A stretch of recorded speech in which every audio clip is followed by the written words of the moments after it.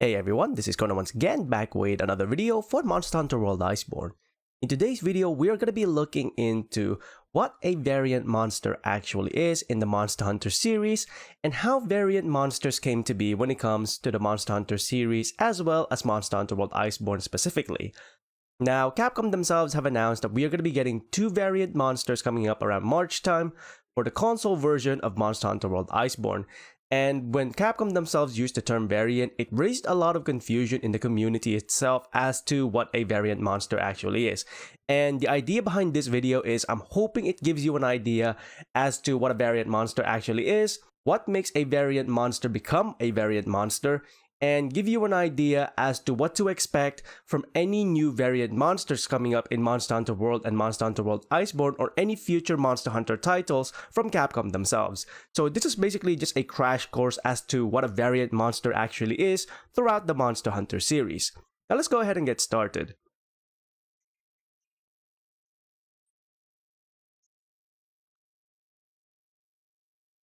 Now to start us off, what are variant monsters?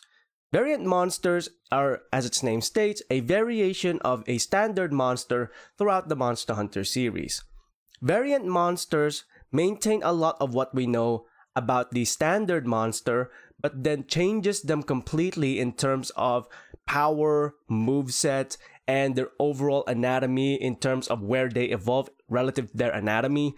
And overall, you could see the term variant monster maybe as a form of an advanced monster from the standard individual.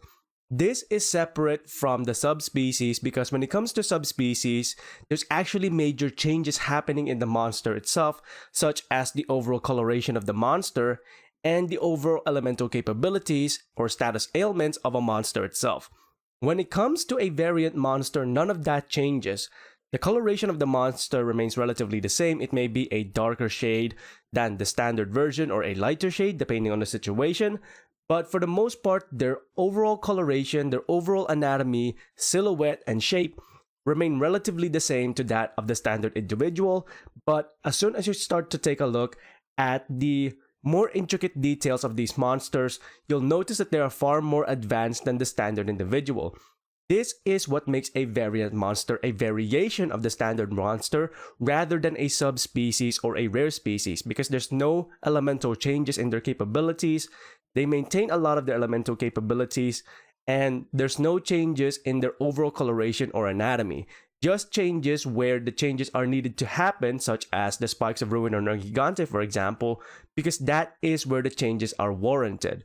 So hopefully that gives you an idea as to what separates a variant monster from something like a subspecies or a rare species.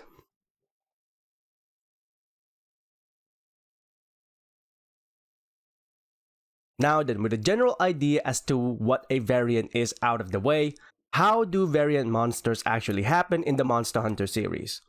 Variant monsters are actually monsters that are taking on changes within themselves or within their environment. Depending on the situation, a variant monster may take on new traits, may take on new movesets, far more powerful movesets than the standard version, due to the fact that it was taking on certain changes within itself or within the environment.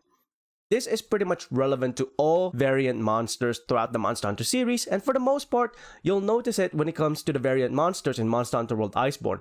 There's always a form of change happening to the standard monster that makes it a variant monster. In other words, when it comes to variant monsters, these are already living standard monsters that are taking on changes within themselves or the environment around them that basically forces them to take on these variant transformations, variant forms, variant traits, whatever you want to call them. Basically speaking, a change has to happen within the monster itself or the environment in order for you to get a variant monster. Now, a good example of a variant monster that takes on changes within itself to become a variant monster is the Savage Deviljho. Savage Deviljho in and of itself is a standard Deviljho that's been living its life until eventually that standard Deviljho started to become so hungry that it started to overpower it. That hunger is becoming overpowering. And at that point, it pretty much had enough. It needs to eat something. It needs to eat anything that has meat in it. And the reason it takes on the savage form is because it needs to be able to take down much larger opponents, much more powerful opponents, and for the most part, it needs to be able to take on its own kind, meaning that a Savage Devil Joe will actually cannibalize its own kind in order to maintain its hunger because that change is happening within the Savage Devil Joe itself.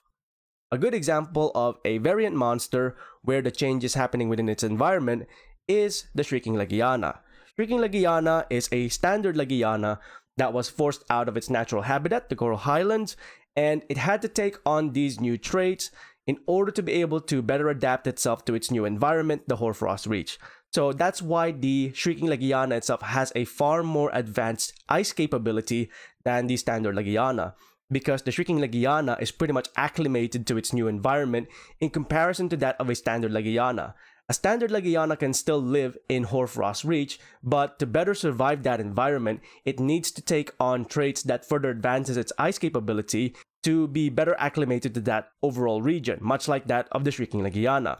That's why you'll notice there's sometimes a standard Legiana and a Shrieking Legiana all at once within Hoarfrost Reach, because the standard Legiana itself is trying to evolve to become a Shrieking Legiana. So overall, that gives you an idea as to how variant monsters actually happen throughout the Monster Hunter series. Again, this is going to be relevant to all of the monsters in the Monster Hunter series, not just Monster Hunter World Iceborne. So overall, to give you an idea, if there's a change happening that is unnatural to the monster itself, so basically speaking, like Black Veil Valhazak, there's suddenly spores all over its body, then that change happened and forced the monster to become a variant monster. Hopefully that gives you an idea as to how they happen in the Monster Hunter series.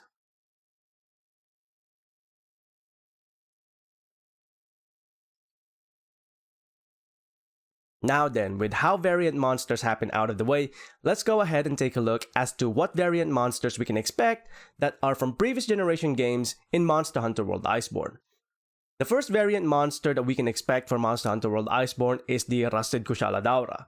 This is basically a standard Kushala Daora where the skin is rusting, meaning that the Kushala Daora itself needed to take on new abilities to better accommodate itself to the rusted skin.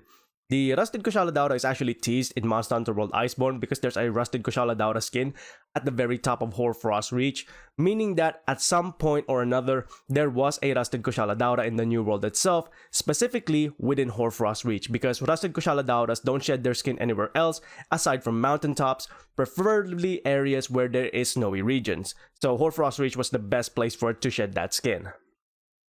The next variant monster that we can expect from Monster Hunter World Iceborne is the Furious Rajang.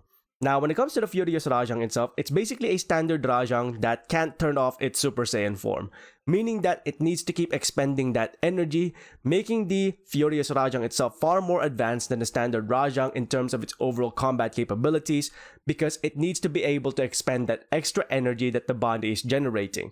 So, when it comes to the Furious Rajang itself, it'll have the standard Rajang movesets, but they're far faster, far more powerful, and sometimes it will have variations where it does the exact same move multiple times, such as the Cannonball attack where it does a triple Cannonball, or something along those lines. So overall, when it comes to the Furious Rajang, it is a Rajang still, but it's gone through that change where it can't turn off its Super Saiyan form, meaning that it's permanently in a Super Saiyan state.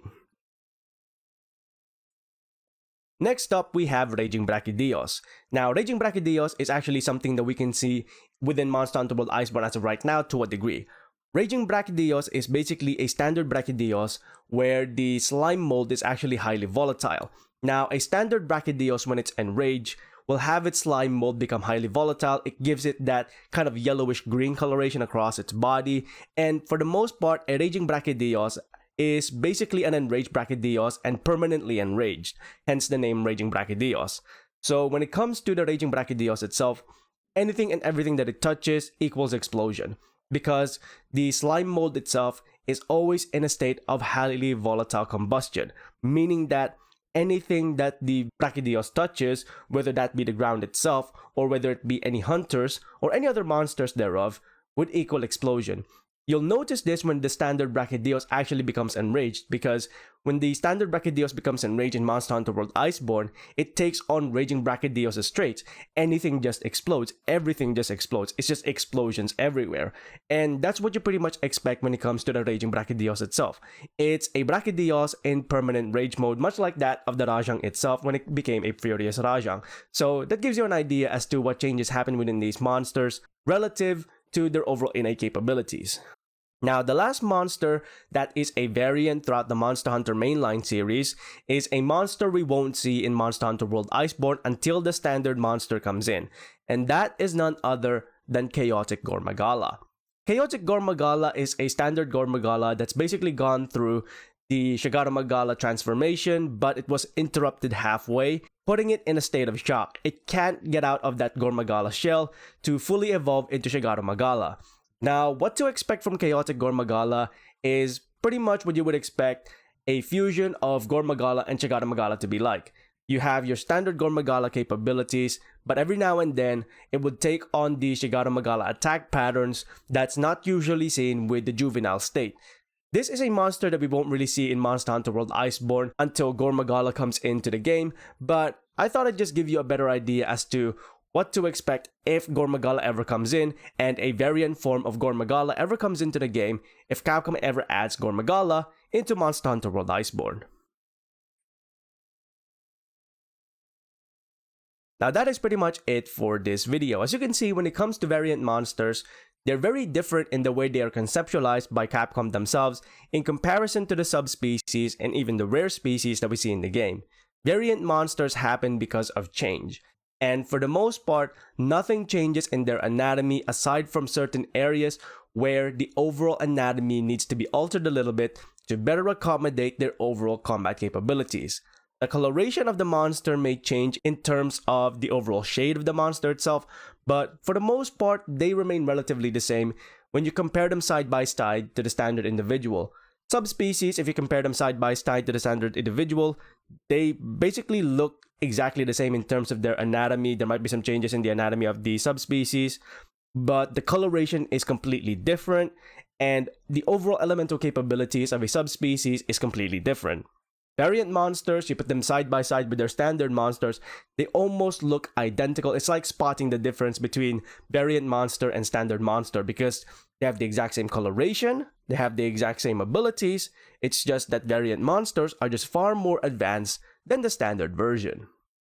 So hopefully that gives you an idea as to what to expect when it comes to variant monsters throughout the Monster Hunter series, as well as the variant monsters coming up around March time for Monster Hunter World Iceborne. Now that is pretty much it for me for this video. If you enjoyed these videos, please feel free to leave a like on the video itself, as well as subscribe to the channel so you can go ahead and catch up on any future Monster Hunter content that I might be doing, or any other games that I might be playing in future. Until then, I hope you enjoyed this video. Thanks very much for watching, and I'll see you next time. Onward and upward.